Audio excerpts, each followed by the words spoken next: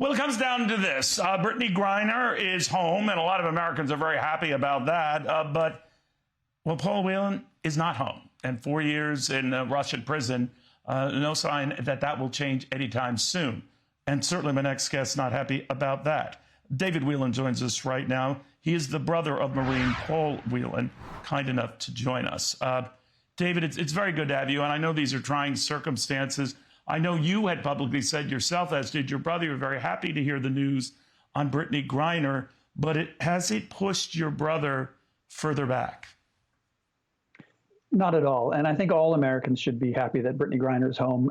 There should really never be anybody who is opposed to an American being freed from wrongful detention. Paul's case and Brittney's case and the cases of the other 50 or so Americans who are being wrongfully detained around the world are all individual cases, and they all progress at their own paces. So Paul's case wasn't in front of or behind Brittney's case. It was beside. And the U.S. government did the best thing it could do to bring an American home. They were trying to get Paul home, and we really wanted them to, and we're disappointed that they weren't able to. But I know that they're continuing to work on it, and I'm confident they'll be successful.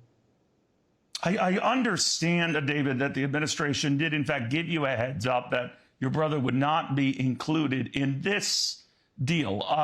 That's probably a bit crass for me to describe it as such, but were you given an indication that they are following up? Neil, this is all dirty politics, so don't feel crass. It shows a real evolution in how the U.S. government, and especially under the Biden administration, we've seen this evolution of the White House adapting better, dealing better with wrongful detainee families. When Trevor Reed was released, we didn't know it until everybody else knew it, and it was very hard to process. Having an evening to process it privately gave us a real grace to be able to, be angry at Russia and to be sad about Paul and happy about Brittney, but doing it privately and not having to do it in the public eye. It's very hard to be in your position, and you've represented your brother so well and your family in general. But we're told that your brother was never part of this deal, that the Russians never wanted him to be part of this deal. It was like a take it or leave it approach. What did you make of that? That's my understanding, too. The U.S. government made a proposal, as far as I understand, a 2-for-1 proposal, Brittney Griner and Paul Whelan for probably Viktor Bout last summer. And so we knew that that was never really going to happen. The Russians are all about parity. So it was going to end up as being a 2-to-2 or a 3-for-3 or even a 1-for-1. And so those were all the permutations, we were counting on. So I wasn't at all surprised that when it came down to it, the Russians were only going to exchange one person. And I know that they have a very unusual approach to Paul's case. They consider espionage in his case to be real and a serious crime. And also, if they have a spy that gets caught outside of Russia, they may want to have a get-out-of-jail card for that person. While I have you, David, I'd be remiss. President Trump had said shortly after the news of this swap agreement, quoting here, "What a stupid and unpatriotic embarrassment for the USA." What did you think of that? I think it's disappointing. The office of the President of the United States has one job, which is to take care of all Americans.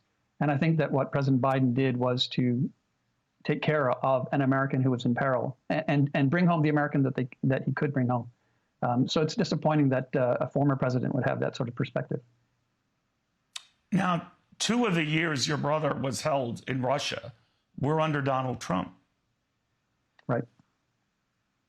Any anger toward President Trump? Not to President Trump as the person. I think where we are right now is that the office of the president is the decision maker in Paul's case, and it's important for us to hold them accountable. So if the president doesn't do something and then later claims that he did, then I'll call him on it, and I'll call President Biden after his term on it too, if Paul is still in detention under another president. It's really important for the government to be engaged, and the U.S. government was not engaged in Paul's case for the first 2 years, and not all of that is President Trump's fault. I think the government wasn't prepared to deal with wrongful detentions by nation states. They were still focused on terrorist groups and hostages, the old-fashioned sort of approach. And so there are more tools now available to the Biden administration. But still, my brother pleaded from his prison for President Trump to tweet about him during President Trump's term in office, and President Trump didn't. And for him now to talk about Paul at all is really offensive. So the reason why I asked that, David, you were polite enough to answer me. I'm not trying to make any insinuation here, is that when the president, that is Donald Trump, said this is a stupid and unpatriotic embarrassment for the USA, I assume he is saying swapping it out for, you know, a noted and notorious arms dealer is not the way to solve these things. But presumably, and in past administrations, Republican or Democrat, that is exactly the way. People might not like how these deals are done, but they are done. Your thoughts? Well, as you say, it may feel crass, but that is the way it's done. And some people are saying, well, we shouldn't do deals because that puts people at risk. Over 50 Americans have already been wrongfully detained around the world, and we're doing nothing. So doing something to bring them home is a good first step.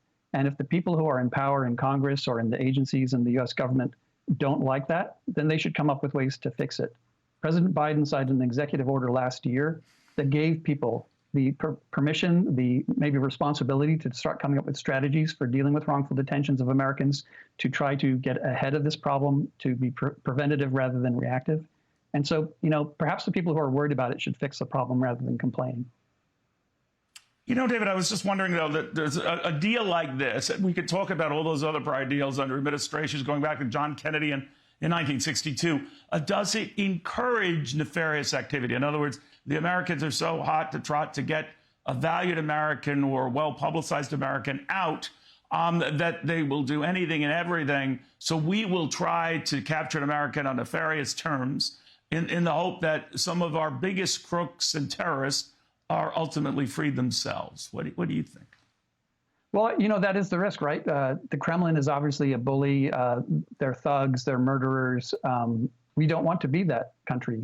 We don't want to be those people. And so there is a line between bringing a knife to a gunfight and being prepared to stop the bully from bullying. And, you know, where the U.S. government draws that line, I'm not sure. But I think they need to have a plan, and they have not had a plan. They didn't have a plan when Paul was arrested. They didn't have a plan during the last 2 years of the Trump administration. I think even at the beginning of the Biden administration, it was a struggle to figure out, you know, what are we going to do? How do we make a decision, and who's going to make it? And I think we're starting to see, again, that evolution of more decisions being made, more confidence in trying new things, more attempts to be creative. They're not all going to work, but if they bring Americans home, I think that that's a good thing. Finally, David, how is Paul holding up? Have you had a chance to talk to him? He was able to speak to our folks. He has been speaking to them on a daily basis. You know, he's, I think, pretty shattered. He was getting his hopes up. I think we all had our hopes up that he would be going home. He'd been planning, you know, where he would live. He's lost his apartment in the States in the last 4 years. And he was thinking about that future. And I think not being able to think about that future as concretely is going to be hard. He's going to be overwhelmed, though. He has had a huge amount of reaction to his GoFundMe page that we used to support him in the prison. He's had a lot of people on social media talking about sending him letters. All of that is eventually going to reach him, and I think he's going to appreciate that support. It will help him to get through the next hard days.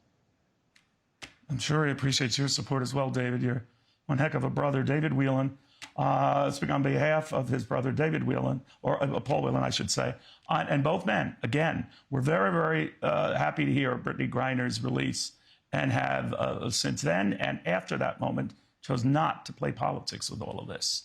They just want it resolved, and the sooner the better. David, thank you again. Thanks, Neil. I appreciate it.